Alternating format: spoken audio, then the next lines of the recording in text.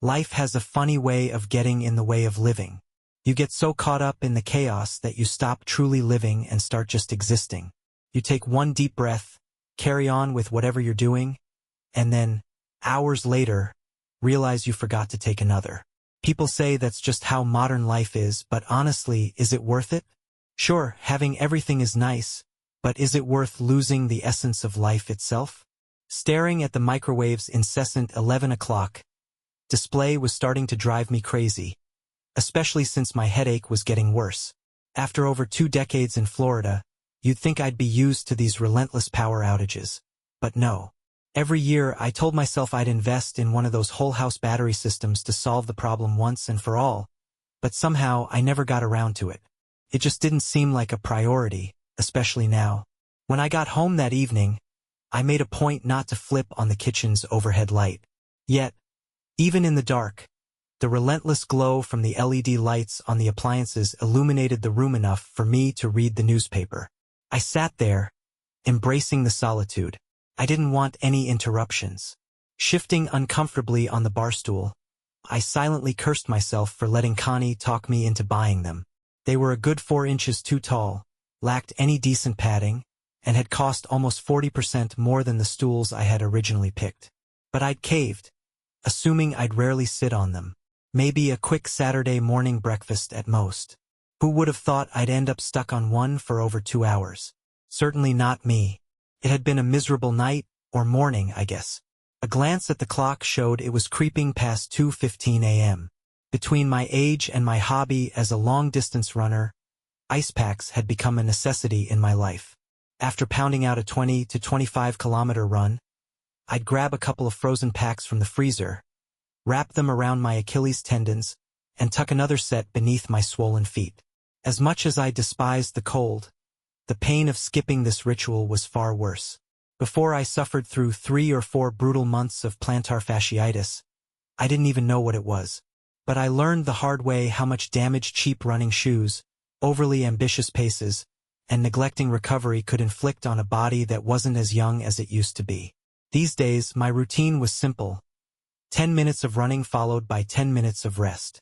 The first 10 minutes were brutal, but once my legs went numb, the discomfort faded into the background. During Florida's rare cold winters, I'd sometimes forgo the ice packs and wade waist-deep into our unheated pool. It was like an ice bath for my whole body. Even here, winter could surprise you with how bitterly cold it could get. Tonight, though, the ice wasn't under my feet. It was pressed against my hands and both sides of my face. Thanksgiving to New Year's had always been my favorite stretch of the year. I even saved a week of vacation to soak up every bit of the holiday season. I didn't even mind the office Christmas party too much, well, not entirely. As a manager, it was my duty to show up, have dinner, mingle with employees, and eventually slip out when no one was paying attention. The first 90 minutes of those parties were marked by an open bar, and let's just say my team didn't hold back. I'd nurse a beer, keeping an eye on things, and try to maintain some semblance of order, which wasn't always easy. Over the past decade, I'd had to call the cops more than once, either to stop someone from driving drunk or to deal with someone who'd gone way overboard. Connie had always accompanied me to those events, at least until last year. She'd claimed she had a headache, which we both knew was a flimsy excuse. I didn't push the issue. Besides, she'd told me my presence wasn't required at her own holiday party, which I took as a small mercy. There is a God, I thought at the time. But oh, how wrong I was. This year, I decided to ask if she'd like to join me again. She started coming up with excuses a solid 2 weeks before I even got the words out. By the time I asked, I already knew the answer. Why don't you come along? I offered, trying to keep it casual. We could have our own party when you get back, as long as it's not too late, she suggested. That kind of invitation didn't exactly make me eager to stay at my own event for long. I hadn't planned on sticking around for dinner that Saturday night, but somehow, I ended up staying longer than intended. Still, I managed to make it home a little after 10:30. True to her word, we did have our own private little holiday celebration that night. I was curious to hear about her party, but she barely mentioned it. Not that I was dying for the details, I wasn't planning to go. Anyway, I had even decided to throw her own suggestion back at her when the time came. But then, I caught sight of the dress she'd bought specifically for the occasion. I get it, holiday dresses are meant to be eye-catching, maybe even a little daring, but this one? It went way beyond festive, it was a statement. You're not seriously planning to wear that on Saturday night, are you? I asked, unable to hide my concern. What's wrong with it? I think it looks fantastic on me, she shot back, her tone sharp with just a hint of sarcasm. Sweetheart, that dress sends a message. A very specific one. Don't you have something a little more reserved? She crossed her arms, narrowing her eyes at me. You don't think I can pull it off, do you? You're saying it's too young, too attractive for me? Is that it? I paused, trying to choose my words carefully. Connie, in that dress, you'd look like someone drifting through town without a plan. Her jaw dropped. Are you calling me a drifter in this dress? Not you, I clarified quickly. I'm just saying the dress by itself gives that vibe. Wearing it out with me is one thing, but at a work party, alone, it's too much. She didn't take it well, which I'd expected. For the next couple of days, things between us were as chilly as a Florida December night. Still, it was the holiday season, and I wasn't about to let a spat ruin my mood. When Saturday rolled around, I watched as Connie started getting ready. She was meticulous, every movement deliberate. By the time she stepped out of the bathroom, fully made up and looking breathtaking, I'd already made my decision. Seeing me in my good suit, she arched a brow. Where are you going? With you, I replied simply. I thought you didn't want to go to that thing this year, she said, confused. Connie, do you honestly think I'm going to let you walk into that party wearing that dress without me by your side? Her expression shifted, part disbelief, part irritation. So you don't trust me? Let's just say I don't have a single reason to, I answered. She let out a frustrated sigh. Fine. But when we get there, you're on your own, she snapped, finishing her makeup. As she put on the dress, I couldn't deny how stunning she looked. So stunning, in fact, that I tried to persuade her not to go. Why don't we skip the party altogether? We could have a quiet dinner somewhere, come back home, and I'll spend the rest of the night making you forget about everything else. She didn't even dignify that suggestion with a response. Before I knew it, we were pulling up to the Hilton, where the party was being held. Like every corporate event I'd ever attended, the employees gravitated toward one area while the rest of us, spouses, partners, and assorted plus ones, wandered aimlessly around the hall and adjoining spaces. I spotted Connie chatting animatedly with a group that was probably her coworkers. After about an hour, I decided to socialize a bit myself. Most of the guys I talked to were as bored as I was. By now, they'd already had their fill at the open bar, which had been flowing nonstop since the evening began. I struck up a conversation with a few wives, some of whom recognized Connie. They didn't have much to say about her, but nearly everyone had something to share about her boss, Doug. The consensus on Doug wasn't flattering. Comments ranged from arrogant and jerk to terms even less kind. One woman described him as having a god complex, while another said he was barely above trash. It seemed everyone had an opinion about him, and none of them were good. Given how much money they'd clearly poured into the event, I'd expected dinner to be impressive. It wasn't. The spread consisted of a mediocre steak, some marinated chicken, and blackened fish that honestly looked like it had come from a fast food joint. I'd seen better fish at McDonald's. Clearly, most of their budget had gone toward the bar, which stayed open until either midnight or the last employee passed out, whichever came first. I'd had 2 cocktails at the start of the evening, but spent the rest of the time wandering the venue with a half-filled glass of wine, keeping myself occupied. Enjoying yourself? A voice broke into my thoughts. One of her company's executives had approached me, his smile a little too wide. I was about to respond, but he continued before I could. You're Connie's husband, right? She's one of our rising stars. Doug has really taken her under his wing, grooming her for a leadership role. You must be proud of her? The executive said with a smile, clearly expecting me to mirror his enthusiasm. I returned his grin, thanked him politely, and watched as he moved on to mingle with another group. His parting words, though, lingered in my mind. "By the way, where is our rising star?" Standing up, I scanned the room, but Connie was nowhere in sight. With what little remained of my drink, I began searching for her. The party sprawled across a large hall, the lobby, and 2 adjoining hotel suites. I wandered the corridors for a good 10 minutes before stepping into one of the suites. Inside, I was greeted by the chaos of drunken employees. I could only hope someone responsible was keeping an eye on them and collecting their car keys. As I was about to leave, I passed by the bathroom and paused near the door, leaning casually against the wall. That's when I heard her voice. "Stop it. Control yourself. Steve is with me tonight." It was Connie, no doubt about it. "I can't help it. You brought his sorry ass with you tonight," a man's voice retorted.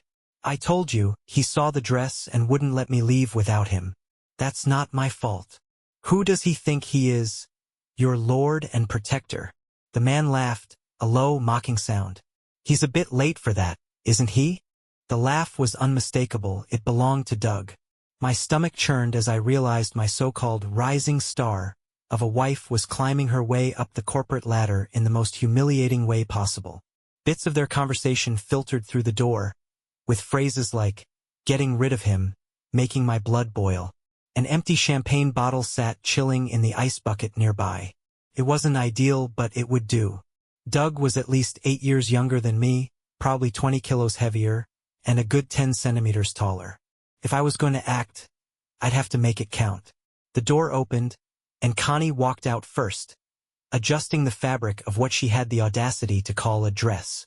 She breezed right past me without even noticing I was there. Doug followed close behind, his grin as smug as ever. "Doug," I said, stepping forward. He glanced to his left, locking eyes with me. Then that bastard smiled. Bad move. I'd been holding the bottle behind my back, gripping it tightly. If he had said or done anything else, maybe I wouldn't have acted. But that look on his face, it said everything. "I had your wife, and there's nothing you can do about it." "Doug!" I shouted, loud enough to turn heads. Connie whipped around to see us, her face a mixture of panic and shock. What happened next felt like slow motion. Even an empty champagne bottle, when swung with enough force, doesn't break like in the movies. It didn't knock Doug out, but it hurt him badly. I wasn't much of a fighter. My only childhood brawl ended with me getting my ass kicked. But this time was different. I wasn't going to back down, no matter the cost. The next 5 minutes were a blur of punches, shouts, and chaos. I landed a few solid hits, even broke Doug's nose with a headbutt, before 5 burly guys managed to pull us apart. We both looked rough, but if you ask me, I held my own. Doug spat blood onto the carpet, cursing me, but I just smiled. It drove him crazy. The yelling and threats continued until someone suggested, quite reasonably, that I leave.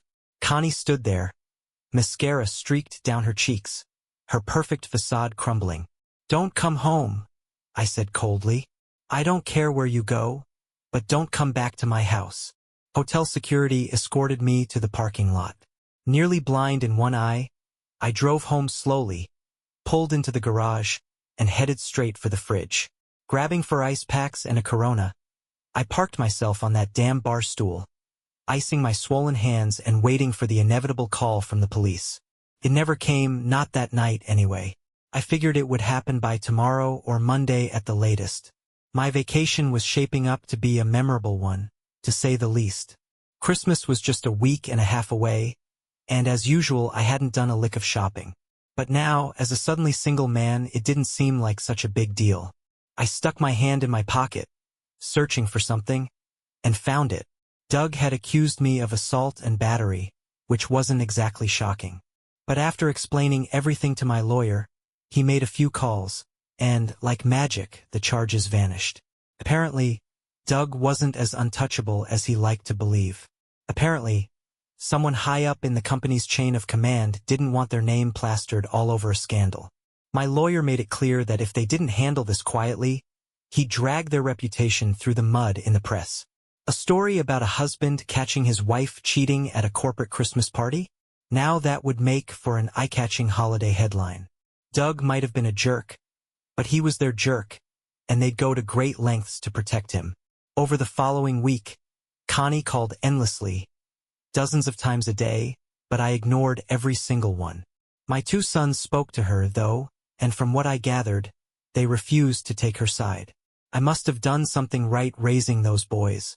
Friends and family rallied around, doing their best to bring some holiday cheer, but the atmosphere was heavy, like a dark cloud hanging over everything.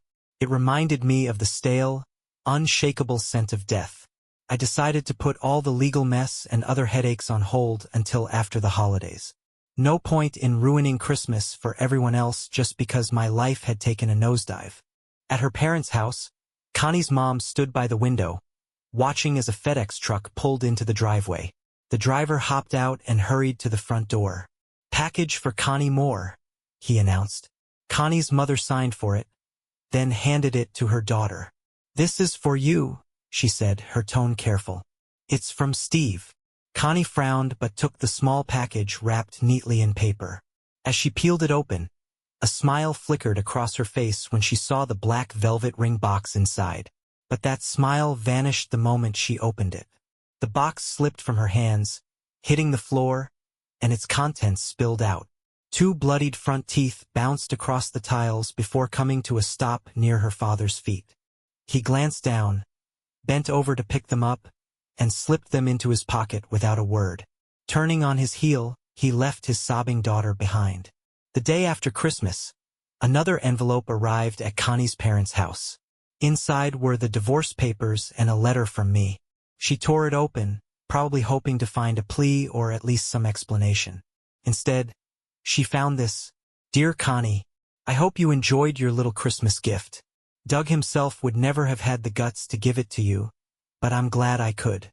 Honestly, I don't care to know why you did what you did. At this point, it wouldn't change anything. I'm sure you had your reasons, and I hope, for your sake, they were worth it. Just to be clear, that fight with Doug wasn't about trying to win you back. After what I saw and heard that night, we were finished long before you walked out of that bathroom. What I did was for me, not for us. Sure, I could have just walked away, filed for divorce, and left you to it. But letting Doug walk away unscathed? That wasn't something I could let happen. I'll admit he's a tough bastard. I thought smashing a bottle over his head would have done the job, but apparently I underestimated him. Deep down, though, I'm almost glad it didn't knock him out cold. It needed to hurt. He needed to know that, for once, someone wasn't going to back down or fade quietly into the night. I didn't even notice those two teeth until I was being dragged out of the hotel. I grabbed them on my way out, one last souvenir. I heard Doug lost his job, which is more than I could have hoped for. You, on the other hand, only got a demotion. You must have left quite the impression on management. Maybe, like Doug, one of them will take you under their wing, groom you, and look after you. Who knows, you might even keep climbing the ladder. But if I were you, I'd watch your back. I'd bet your coworkers have some new things to say about you. Nicknames for you? The lying adulteress and the housewife are probably the kindest ones that come to mind. Please just sign the divorce papers so we can end this farce. You'll keep what's yours, and I'll keep what's mine. We'll sell the house. It's far too big for me now, and it'll always be a painful reminder of what we once had and what we destroyed. I've been honest with our sons. They know you cheated and were unfaithful. I'm sorry for that, but they deserved the truth. That said, you're still their mother, and I've made it clear that you deserve at least the respect they're willing to give you. I wish I could thank you for the memories or wish you well, but I can't. Not honestly. If I'm being truthful, I hope karma comes for you in the form of some dreadful disease, and I hope it's as painful as what you've put us through. When our friends ask what happened, I plan to tell them everything. Maybe you can explain your reasons to them, if they're even still willing to listen. Your soon-to-be ex-husband, Steve. My lawyer received the signed divorce papers on New Year's Eve, which felt oddly poetic. It looked like I was starting the new year with a clean slate. Sometime after that, I heard through the grapevine that Connie quit her job and disappeared about a month later. I didn't bother asking where she went. Figured my boys would fill me in eventually if they thought I needed to know. Some of my family and friends thought I was crazy for ending a 25-year marriage over one affair. They'd say things like, "You already got your revenge. Was it really worth throwing everything away?" I'd look them square in the eye and ask, "Would you let me borrow your wife for the weekend? Just for a little fun. Nothing serious." The reactions were always the same. "Are you out of your mind?" "Exactly," I'd reply. "But you'd forgive her when she came back on Monday, right?" After all, it'd only be a one-time thing. It didn't take long for them to realize just how absurd it sounded. For a moment, they'd walk in my shoes and understand what I was feeling. Out of the 6 friends I asked that question, only one gave me a different answer. "You should go for it," Ted said with a grin. The only catch: his wife was 74, hard of hearing, and relied on a walker. "Jerk," I told him, though we both laughed about it. "I'll think about it," I added sarcastically. Yeah, right. Whenever I come across stories about husbands who willingly accept becoming cuckolds, I glance at my scarred knuckles and remember why I took the stand I did. Was it worth it? Absolutely. And if I had to, I'd do it all over again without a second thought. It's a shame, though. There aren't many of us left who would take that kind of stand.